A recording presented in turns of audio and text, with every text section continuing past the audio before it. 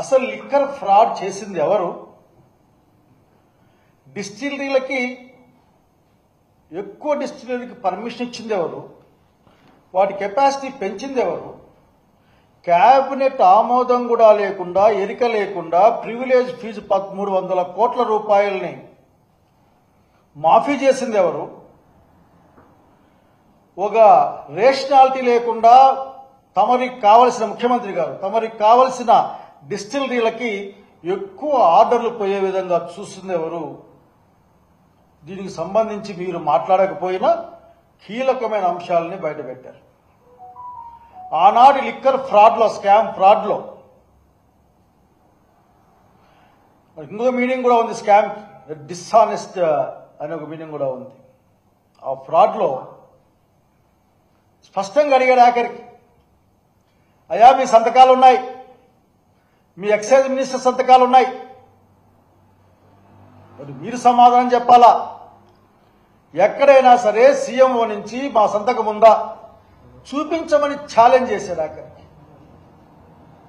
ఒక సవాల్, మీరు స్వీకరించి చూపించాల్సింది ఎక్కడెక్కడ ఉంది అని.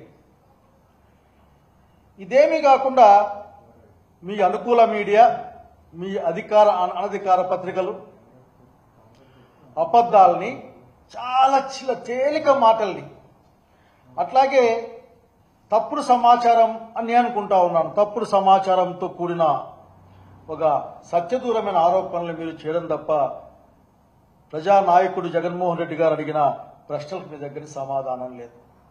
ఒకే ఒక గాలికి అట్లా ఇట్లా ఆర్థిక పరిస్థితిని ఎట్లా మాట్లాడతారో దీనిపైన అట్లే మాట్లాడుతూ ఉన్నారు. నేను చూసాం, ఆశ్చర్యపోయాం. ఈ రోజున కొత్త సబ్జెక్ట్ కూడా మీరు నేర్పించారు చాలా మందికి ఈ రాష్ట్రంలో. అదేంటంటే మెగాబైట్ అంటే ఏంది, అది జీబీ అంటే ఏంది, టెరాబైట్ అంటే ఏంది, ఒక్కొక్క టెరాబైట్కి ఎన్ని పేజీల ప్రింటింగ్ బయటకు వస్తుంది అనే విషయాలు, కొత్త విషయాలు నేర్పించారు. నిజంగా ఈ వార్తా కథనం రాసిన వాళ్ళకి నేను నిజంగా వాళ్ళ పట్ల ఏ విధంగా ఆలోచించి అర్థం కాదబ్బా. నాకు ఏం చెప్పాలనుకున్నారు మా అందరికీ, ఆంధ్రప్రదేశ్ రాష్ట్రానికి? మీ దగ్గర ఏ ఆరోపణలు ఉన్నాయి? ఆరోపణలకు మీ దగ్గర ఉన్న ఆధారాలు ఏంది? కేవలం వ్యక్తులు ఇచ్చిన, నిన్న స్పష్టంగా ప్రకటించారు జగన్మోహన్ రెడ్డి గారు, ఇదిగో పలానా సీఎండీగా ఉన్న వసుదేవరెడ్డి గారు కానీ, అట్లాగే కింద ఉన్న 2 ఎంప్లాయీస్ ఇచ్చిన స్టేట్మెంట్ల మీదే మీరు ఏ విధంగా మాట్లాడతారు, మీ దగ్గర ఉన్న ఆధారాలు ఏవి అని.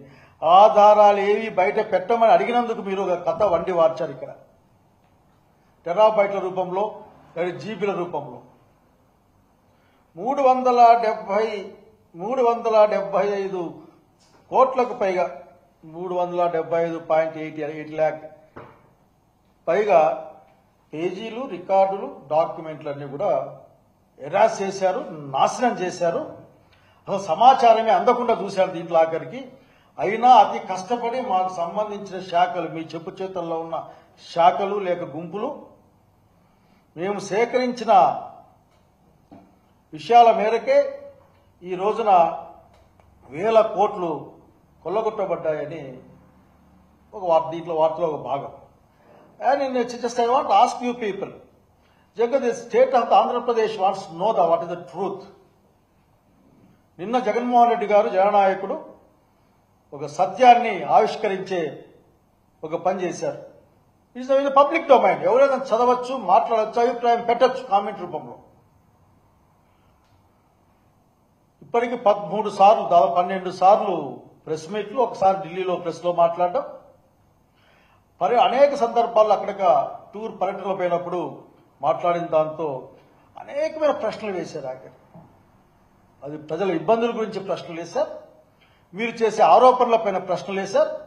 కానీ ఈనాటికి కూడా మీ దగ్గర సమాధానం లేదు.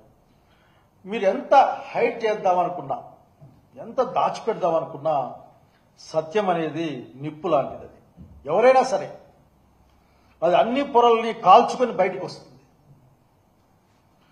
Nobody kill truth. ఈ భూమి మీద అత్యంత గొప్ప శక్తివంతమైన విషయం ఏదో ఉందంటే నిజం మాత్రమే. నిజం ఎప్పుడోసారి బయటకు వస్తుంది. Is proved beyond the centuries. కనుక యుగ యుగాలుగా ఇది ట్రూ అయిన విషయం. కనుక సత్యాన్ని మీరు దాచిపెట్టే ప్రయత్నం చేస్తూ ఉన్నారు, మేము సత్యాన్ని చెప్పే ప్రయత్నం చేస్తూ ఉన్నాం. మీరు ఈరోజు రాసిన లేఖ, ఎందుకంటే ఆల్మోస్ట్ అఫిషియల్ పేపర్ కింద లెక్క ఇది, డిలీట్ చేశారు. ఎక్కడెక్కడ డిలీట్ చేశారు? ముడిసరుకు కొన్నవాడు, అమ్మినవాడు, చిల్లరగా కొనుక్కున్నవాడు, లేక తాగినవాడు, బివరేజ్ కార్పొరేషన్లో ఉన్నవాడు, దాదాపు అనేక అంచెలంచెలుగా సమాచారం ఉంటుంది కదా.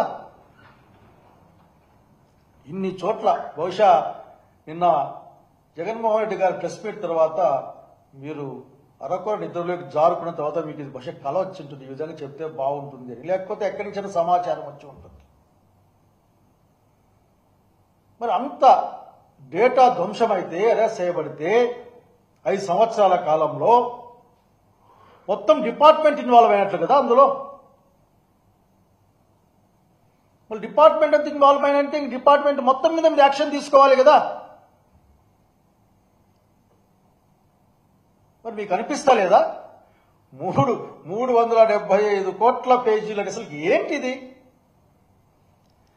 నిజంగా మీ యొక్క ఇమాజినేషన్ సైజుకి నేను ఆశ్చర్యపోతా ఉన్నాను.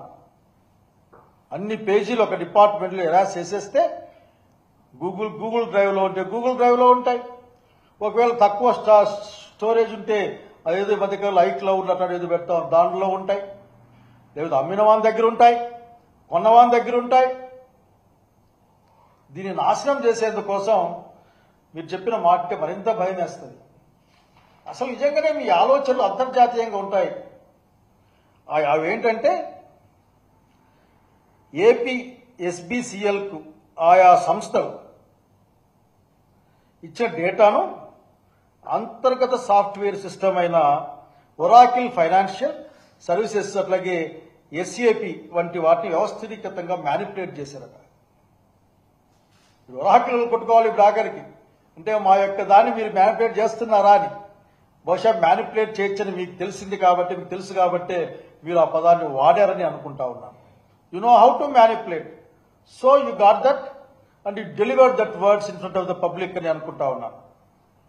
అట్లాగే ఈ సమాచారాన్ని internal finance data back end సర్వర్లో సమాచారాన్ని వెరిఫై చేసిన తర్వాత బ్యాక్ ఎండ్లో మరి వెరిఫై చేశారట. అక్కడ అనేక విషయాలు బయటపడ్డాయట, పెద్ద ఎత్తున లోపాలు బయటపడ్డాయి. ఇక్కడే నాకు అనుమానం వస్తూ ఉంది. మీ దగ్గర ఏ సాక్ష్యం లేదు, సమాచారం లేదు, సత్యం లేదు, కాబట్టి మీరు బ్యాక్ ఎండ్లో ఏమైనా తయారు చేస్తున్నారేమో అని అనుమానం వస్తూ ఉంది ఇక్కడ. I think you're preparing something at the back end.